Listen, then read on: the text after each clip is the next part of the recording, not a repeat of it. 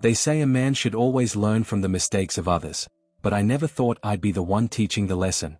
My name is Ben, and for 12 years, I believed I had it all: a loving wife, 2 amazing kids, and a home filled with laughter. I worked hard to be the kind of husband and father I thought every family deserved. Not just present in their lives, but involved.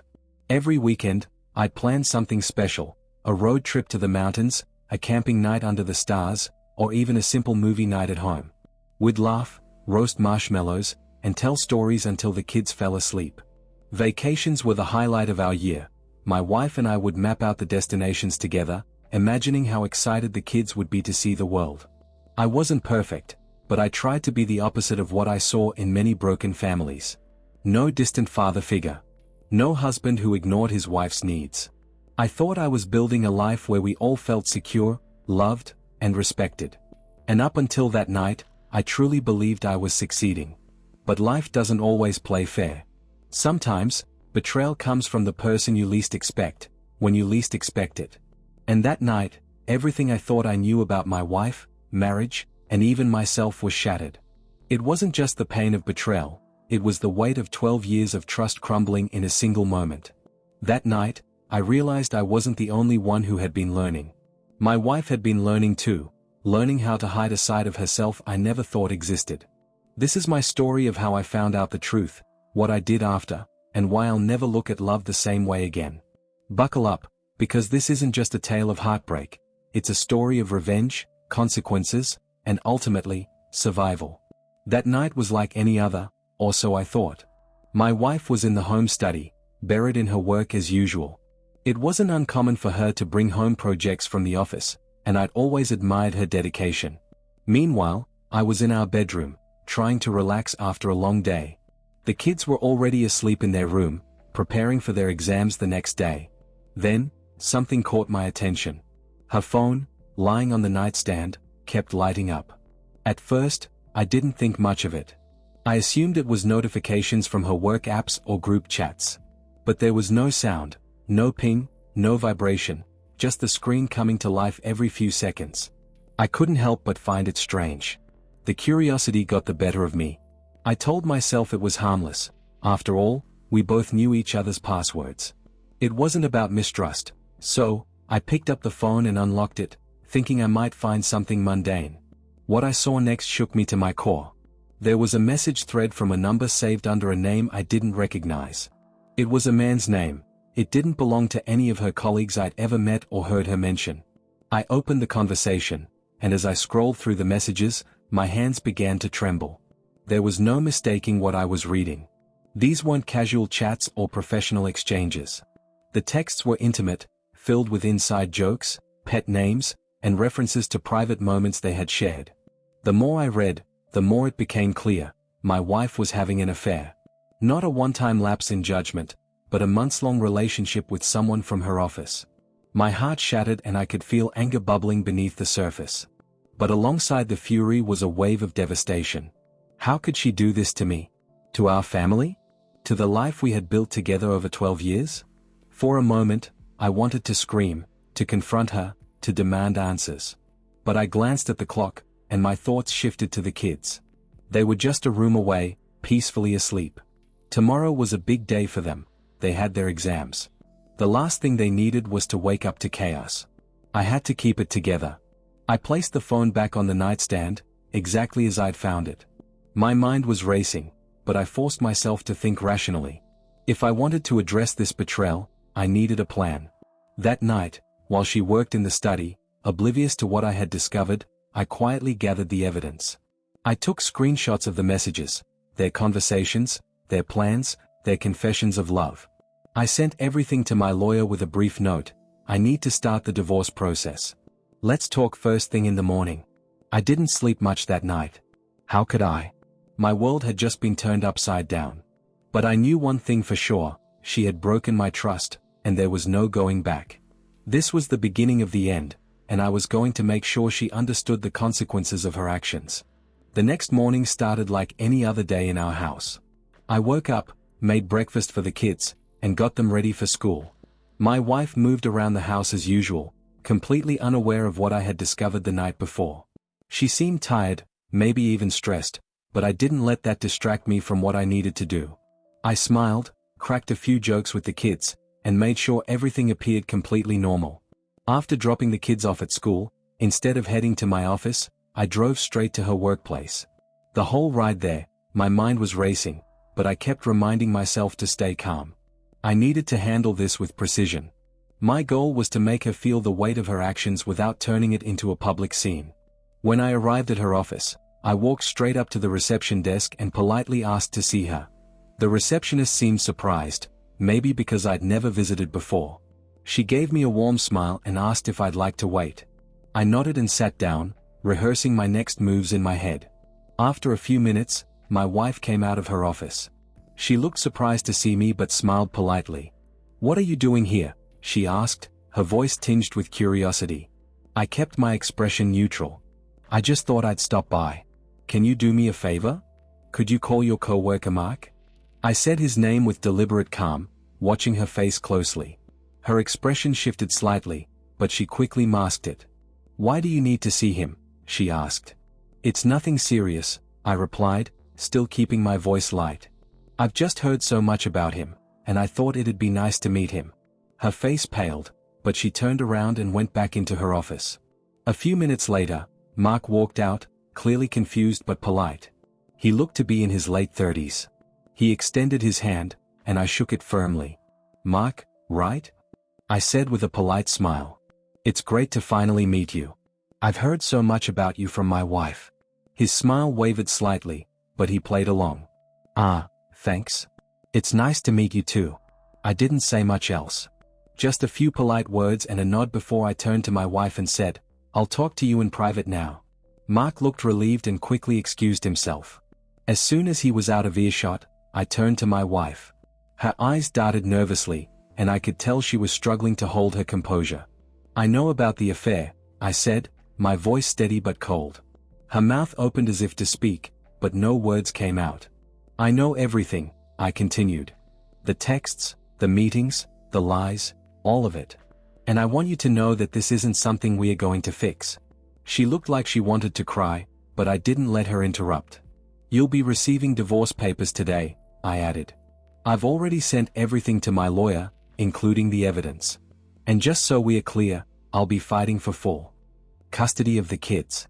Her lip trembled, and tears started streaming down her face. "Please," she whispered, her voice breaking. "It's not what it looks like." "It's exactly what it looks like," I interrupted sharply. "Save your excuses. I'm done." She reached out as if to grab my arm, but I stepped back. "Don't do this here," she pleaded, trying to keep her voice down as her co-workers passed by. "It's already done," I said firmly. Then, without another word, I turned and walked away, leaving her standing there, stunned and sobbing. As I walked out of the building, I felt a mix of emotions: anger, heartbreak. This was just the beginning of her reckoning. She thought she could betray me and walk away unscathed. But she was wrong. I didn't confront her again after that day at her office. At home, I said nothing. I wasn't going to waste my words on someone who had already betrayed me. Instead, I adopted a quiet, calculated approach. No fights. No accusations. I gave her nothing but silence. It wasn't the kind of silence that could be mistaken for forgiveness or peace. No, it was heavy and deliberate. I knew it would gnaw at her, make her wonder what I was thinking, what I was planning. She would wait for an explosion that would never come, not yet. My silence was a weapon, and I wielded it carefully. At night, after the kids went to bed, I stayed up, combing through her phone, emails, and social media for more evidence. I wasn't just looking for proof of her betrayal, I was building a case. I screenshot conversations, saved images, and documented everything I found. I even kept a log of her daily movements, making sure there were no gaps in my evidence. Meanwhile, she started to unravel. She wasn't used to this version of me, cold, distant, and unreadable. She'd glance at me during dinner, searching for some clue about what was going on in my head, but I never gave her one. Her paranoia grew, and I could see it in the way she fidgeted, the way she lost track of conversations, the way her once flawless composure began to crack. She was distracted at work, too. I heard her venting to a friend over the phone one evening. "I don't know what's going on with him," she whispered. He's just silent. It's like he's waiting for something. She was right. I was waiting for the right moment to strike. Once I had everything I needed, I started phase 2 of my plan, letting the world know who she really was. I began with her parents. It was painful, but I knew they deserved to hear the truth. One evening, I called her mother, my voice heavy with heartbreak. I didn't want to tell you this, but I think you need to know what's been going on. She's been cheating on me with a guy from her office. I didn't stop there. I sent her parents screenshots of their text messages, the kind of messages that left no room for doubt. Her mother cried. Her father went silent. I didn't need to say much after that, the evidence spoke for itself. From there, the news began to spread. Friends, family, even mutual acquaintances, everyone found out. I didn't need to embellish or exaggerate. The truth was enough. I knew how to plant the seeds, and gossip did the rest.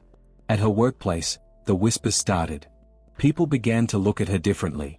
She used to command respect, but now her colleagues avoided eye contact and spoke in hushed tones when she walked by. Her affair partner wasn't spared either. People noticed how uncomfortable they seemed around each other, and it didn't take long for rumors to swirl.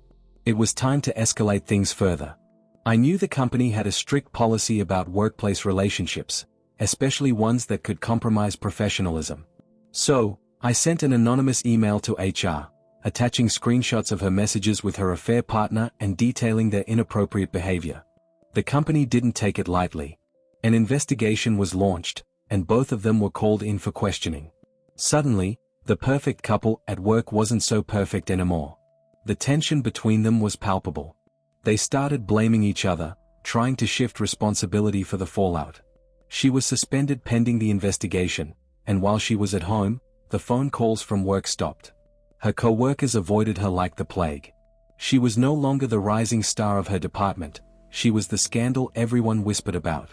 As for her affair partner, he started distancing himself. I could see the cracks forming. Their little bubble of lust and lies was bursting. While her career crumbled, I focused on securing my children's future. I filed for full custody, presenting all the evidence of her affair to show that she had created an unstable home environment. My lawyer was thorough, building a rock-solid case that left no room for her to fight back. On top of that, I requested spousal support. I argued that her actions had caused me emotional distress and financial strain. She didn't have much of a defense. Her lawyer struggled to build a case, especially with the mountain of evidence I had compiled. The legal fees drained her resources. She was already struggling with her suspension from work, and now the financial strain was pushing her to the brink. Every step of the process was a reminder that her actions had consequences, not just for me, but for her as well. It didn't take long for her affair partner to show his true colors. With his job on the line, he decided to cut his losses. He ended their relationship, blaming her for everything that had happened. "This is your mess," he told her. "I'm not going down with you." He refused to help her financially or emotionally. Whatever promises they had made to each other during their affair evaporated the moment things got tough. She was left to deal with the fallout alone. That's when it hit her. The man she had thrown her marriage away for wasn't willing to stand by her. He was just as selfish and unreliable as she had been. With her affair partner gone, her job in jeopardy, and her family shattered, she had nowhere to turn. She moved into a small apartment, a far cry from the comfortable life we had built together. Her savings dwindled as she paid legal fees and tried to make ends meet. She reached out to me, begging for forgiveness and a chance to co-parent, but I had no sympathy left. I was cordial for the sake of our children, but I kept my distance. She tried to rebuild her relationships with friends and family, but they weren't quick to forgive. Disappointment lingered in their eyes, and her once vibrant social life faded into loneliness. Her world had crumbled, and she was left to face the wreckage of her choices, alone. After everything was said and done, I had successfully dismantled her life. The woman I once loved now lived in a shadow of her former self. She had lost her job, her reputation, and the respect of everyone who used to stand by her. Her affair partner, the man she risked everything for, had abandoned her the moment things got tough. And I? I had full custody of my children, a stable home, and the assurance that they wouldn't have to live in a household built on lies. I had won. At least, that's what I told myself. But as I sat in the quiet of my living room after the chaos had settled, I couldn't help but feel empty. Winning didn't feel like I thought it would. Yes, I had protected my kids, and yes, I had made her face the consequences of her betrayal, but the pain? It was still there. Like a wound that refused to heal, it lingered. Trust is fragile. Revenge is hollow. And pain? Pain is just a part of the journey.